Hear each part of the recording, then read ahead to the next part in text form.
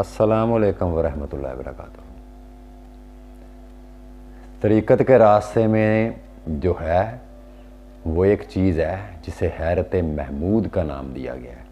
حیرت محمود اس کو کہتے ہیں۔ اکثر لوگ اس پہ بڑی وضاحتیں کرتے ہیں کہ حیرت محمود یہ چیز ہے، حیرت محمود یہ چیز ہے۔ دوسری جو چیز ہے اس کو حیرت مذموم کہتے ہیں۔ حیرت مذموم وہ چیز ہے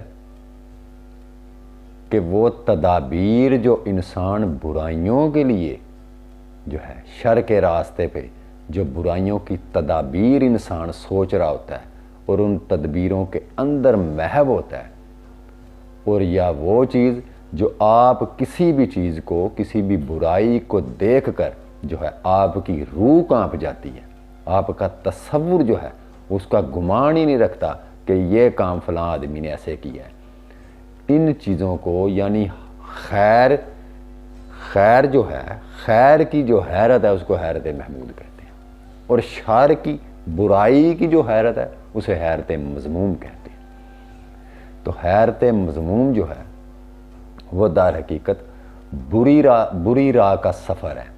برے راستوں پہ چلنے والے لوگ جو ہیں، شر کے راستے پہ چلنے والے جو ہیں، وہ مختلف تدابیر جب کرتے ہیں، برائیوں کے لیے مختلف تدابیر جو کرتے ہیں اس پہ پھر عمل کرتے ہیں، تو در حقیقت وہ حیرت مذموم ہے۔ اور حیرت محمود جو ہے یہ ایک روحانی زندگی ہے، یہ ایک بیرونی سفر نہیں ہے۔ حیرت محمود اکثر لوگ حیرت کے بارے میں جو ہے وہ یہ بیان کرتے ہیں، تو میں نے یہ سوچا کہ میں آج یہ موضوع آپ کے سامنے لے کے آتا ہوں کہ اصل جو ہے وہ حیرت محمود کیا چیز ہے۔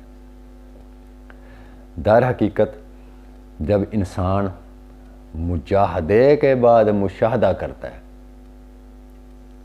مجاہدے کے بعد جب مشاہدے میں انسان داخل ہوتا ہے تو اپنی اس ہستی، اپنے وجود کی جب نفی کرتا ہے تو اس وقت وہ انسان اسبات کی کیفیت میں داخل ہوتا ہے۔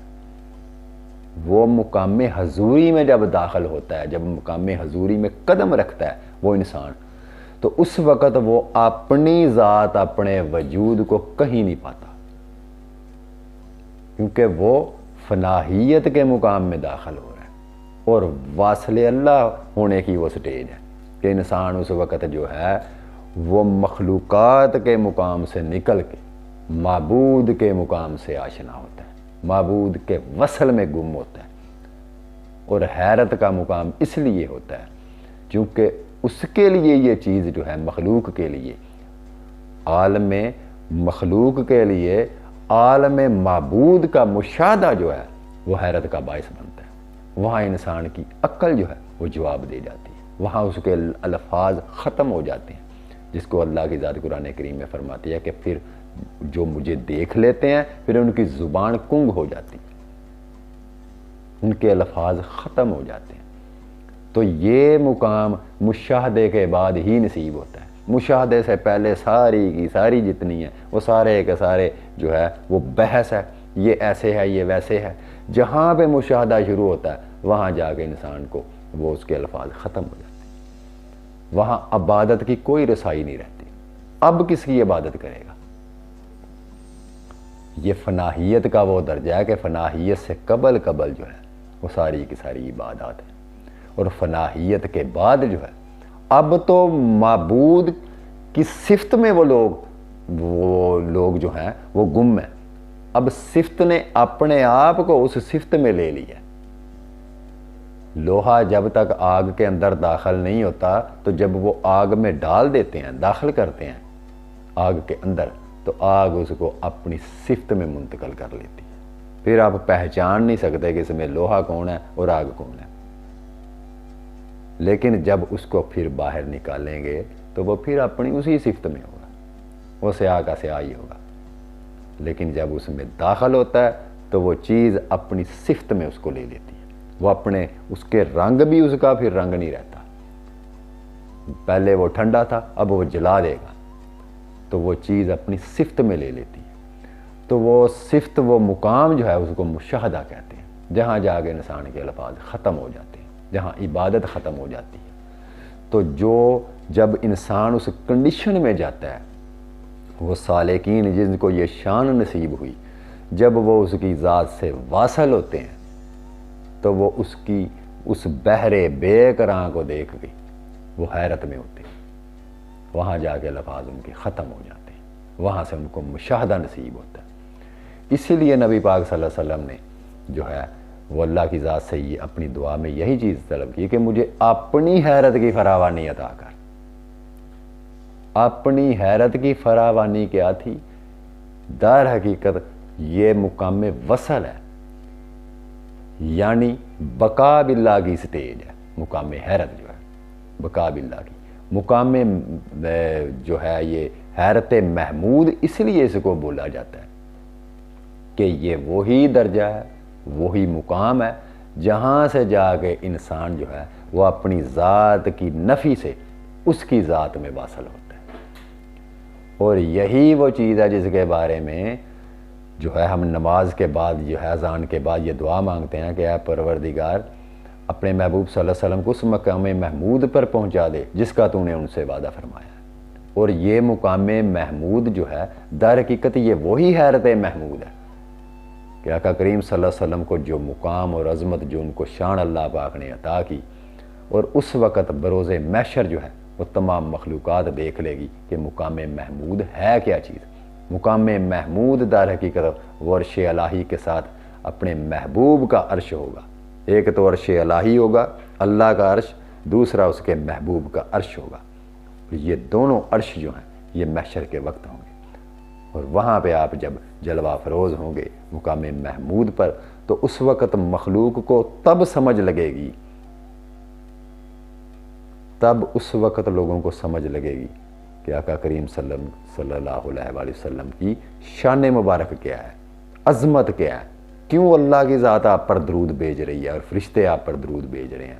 اس وقت بھی انسان کو حیرت محمود ہی ہوگی، کیونکہ مقام محمود پر آپ جلوہ فروز ہوں گے تو پھر اللہ کی ذات تعارف کرائے گی تمام مخلوق سے کہ یہ میرے آخری نبی اور میرے محبوب ہیں اور ان کی یہ شان ہے۔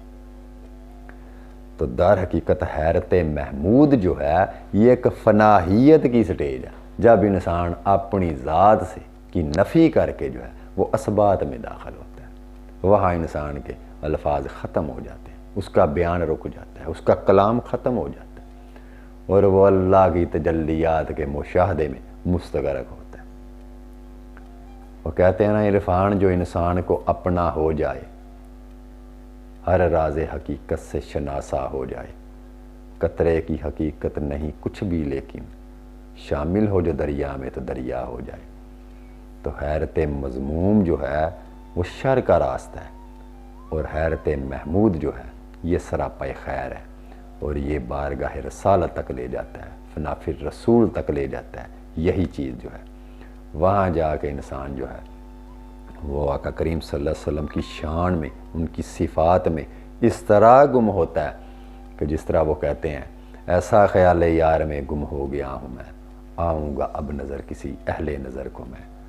تو اکثر لوگ اس پہ بیان کرتے ہیں تو آگے کہتے ہیں جی وہاں جا کے بندے کو حیرت ہوتی ہے، وہاں جا کے حیرت ہوتی ہے۔ حیرت ہوتی کیا ہے وہ نہیں بیان کر رہے، پردہ کیوں رکھ رہے ہیں بات کا، وہ سمجھا کیوں نہیں رہے اگلے بندے کو۔ اگلے بندے کو کیا سمجھ آئے گی کہ حیرت کون سی حیرت، کس قسم کی حیرت ہونی ہے۔ وہ در حقیقت مخلوق کے مقام سے نکل کر جو ہے مخلوق کی صفت سے نکل کر خالق کی صفت میں گم ہونے کو حیرت محمود کہتے ہیں، اور وہی مقام حیرت ہے جہاں انسان کی جو ہے وہ اپنی جتنی بھی وہ چیزیں، وہ علم تھا، وہ جتنی بھی معلومات تھی وہ جا کے وہاں ختم ہو جاتی ہیں، اور وہاں پہ جا کے انسان صرف مشاہدہ الہی میں مستغرق ہوتا ہے۔